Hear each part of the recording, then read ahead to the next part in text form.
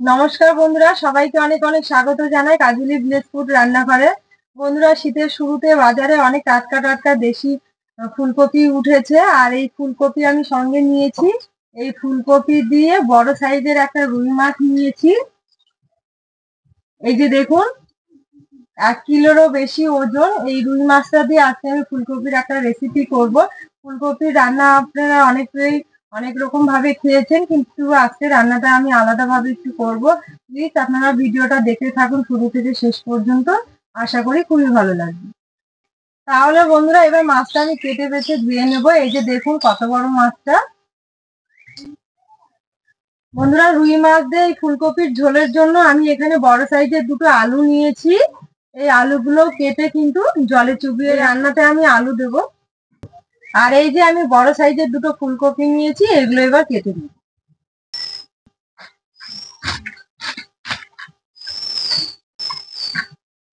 এইভাবে কেটে নিতে হবে ফুলকপিগুলো। এইভাবে কেটে নেব, ভালো করে দেখে নেব পোকা আছে কিনা। পোকা কিন্তু নেই, এখন দেখা যাচ্ছে না। বড়গুলো আমি একটু এইভাবে চিড়ে দেব হালকা করে। এইভাবে ফুলকপিটা আমার কেটে নেওয়া হয়ে গেছে। এবারে আমি জলে একটু লবণ দেব, লবণ দিয়ে জলটা গুলে নেবো। এইভাবে নেওয়ার পর এই জলটা আমি ফুলকপির মধ্যে দিয়ে দেব। যদি পোকা থেকে থাকে তাহলে কিন্তু এই লবণ জল দিলে পোকাটা বেরিয়ে যাবে। এইভাবে আমি রেখে দেব। এবার আমি আলুটা চোচা ছাড়িয়ে একটু লম্বা লম্বা করে কেটে নেব। একটা আলু চোচা ছাড়িয়ে নেওয়া হয়ে গেছে। এবার আমি এইভাবে কেটে নেব, লম্বা লম্বা করে নেব। এই যে এইভাবে বড় বড় লম্বা লম্বা করে কেটে নিয়েছি। দুটো আলুই আমি একইভাবে কেটে জলে ভিজিয়ে রাখবো। টমেটোটা আমি জলে ধুয়ে নিয়েছি, এবার টমেটোটা কেটে নেব।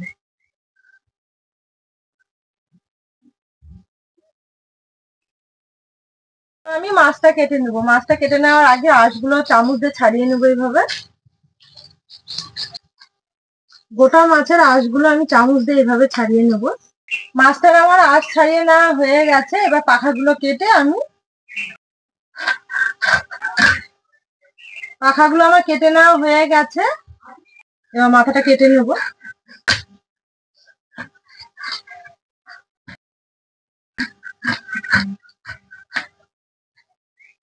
এবার আমি পেটি খুলে নেব।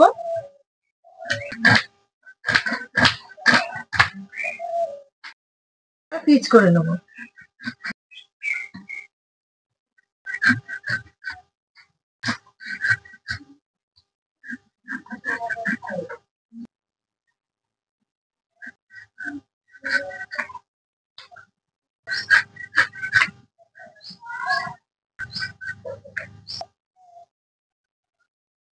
পেটিটা অনেকটা চওড়া, মাঝখানে চিড়ে নেব।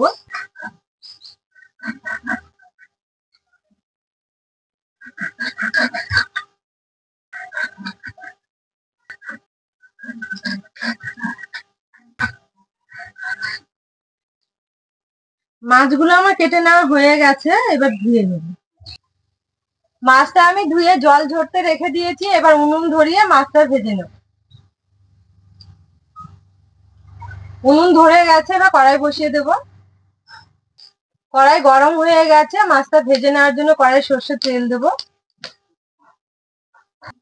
এই রান্নাটা করার জন্য আমার অতগুলো মাছ লাগবে না, কিছু মাছ আমি রেখে দিয়েছি, আর 10 পিস মাছ নিয়েছি। এবার মাছটা আমি লবণ হলুদ দিয়ে মেখে নেব। লবণ দিলাম আর দেব হলুদ গুঁড়ো দিয়ে মাছটা এবার আমি ভালো করে মেখে নেব।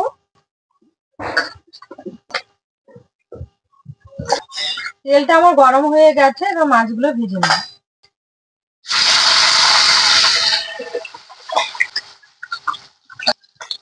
মাছটা আমার ভাজা হতে থাক। এবার আমি মশলাগুলো করে নেব। আর এখানে ফুলকপি আলু আমি ধুয়ে নিয়েছি। এখানে আমি 6-7টা শুকনো লঙ্কা নিয়েছি, 1 টুকরো আদা। এবার আমি মাছটা উল্টে দেব। মাছটা কিন্তু আমি ভালো করে একটু ভেজে নেব। এবার আমি 6-7টা শুকনো লঙ্কা নিয়েছি, 2 টুকরো আদা আর জিরে একসঙ্গে বেটে নেব।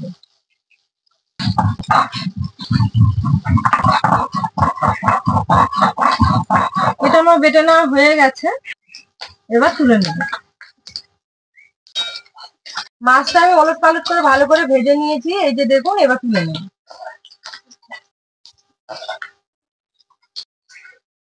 একইভাবে বাকি মাছগুলো ভেজে নেব।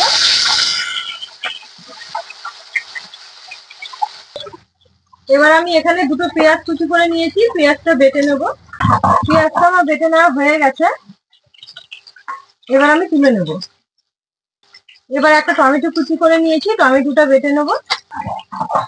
টমেটোটা আমার বেটে নেওয়া হয়ে গেছে, এবার তুলে নেব। এবার এখানে দারচিনি আর এলাচ নিয়েছি, এগুলো বেটে নেব। গরম মশলাটা আমার বেটে নেওয়া হয়ে গেছে, এবার আমি তুলে নেব। এবার আমি শিলনোড়াটা ভালো করে ধুয়ে নেব। আমার ঠাকুমা বলে যে এইভাবে পাটা ধুয়ে তরকারিতে দিলে নাকি সেই তরকারিটার স্বাদ বেড়ে যায়, তাই আমি প্রতিটা তরকারিতেই দেওয়ার চেষ্টা করি, আর সত্যি তরকারিগুলো খুবই ভালো হয়। বাকি মাছগুলো আমি একইভাবে ভেজে নিয়েছি, এই যে দেখুন। এবার আমি তুলে নেব।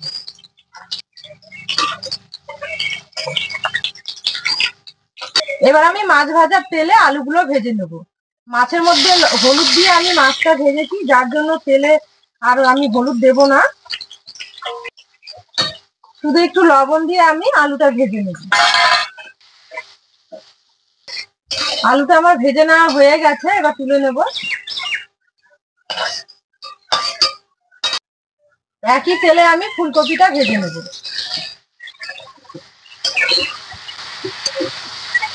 কপিটা ভেজে নেওয়ার জন্য একটু লবণ দেব আর একটু হলুদ দেব, দিয়ে আমি কপিটা ভেজে নেব।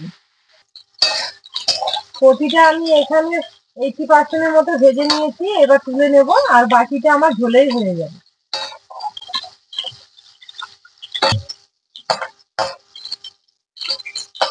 কড়াইয়ে আমি আরো একটু তেল দেব। তেলটা গরম হয়ে গেছে, একটা শুকনো লঙ্কা ফোড়ন দেব আর 5 ফোড়ন দেব।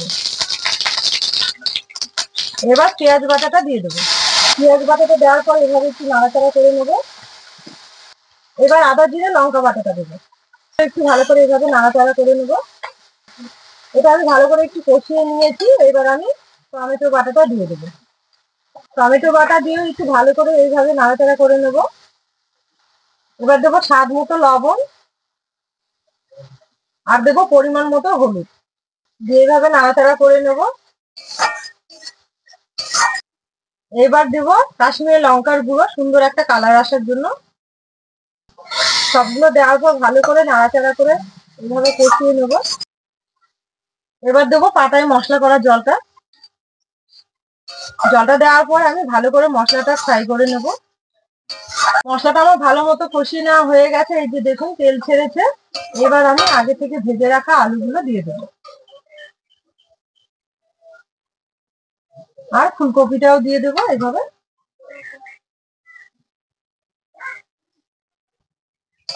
এবার আমি ফুলকপি আলুটা দেওয়ার পর ভালো করে মশলাটার সঙ্গে নেড়ে চেড়ে এইভাবে কষিয়ে নেব। ফুলকপিটা দেওয়ার পর কিন্তু আমি খুব ভালো করে কষিয়ে নিয়েছি, এই যে দেখুন।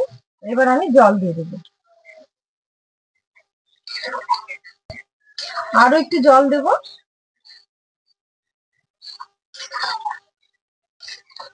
ঝোলটা আমি নেড়ে চেড়ে ভালো করে ফুটিয়ে নেব। ঝোলটা আমার টকবক করে ফুটতে শুরু করেছে, এবার মাছগুলো দিয়ে দেবো।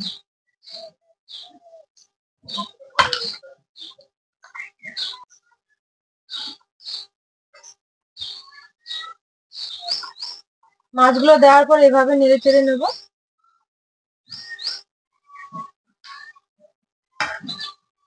মাছটা দেওয়ার পর কিছুক্ষণ আমি ফুটিয়ে নেব। রান্নাটা আমার হয়ে গেছে, এবার গরম মশলা দেব। রান্নাটা আমার শেষের দিকে, এবার আমি কয়েকটা চেরা কাঁচা লঙ্কা উপর দিয়ে এইভাবে দিয়ে দেব, আর দেব ধনে পাতা।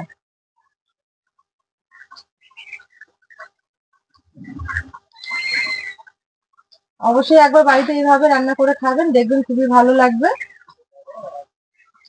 রান্নাটা আমার হয়ে গেছে, এবার নামিয়ে নেব।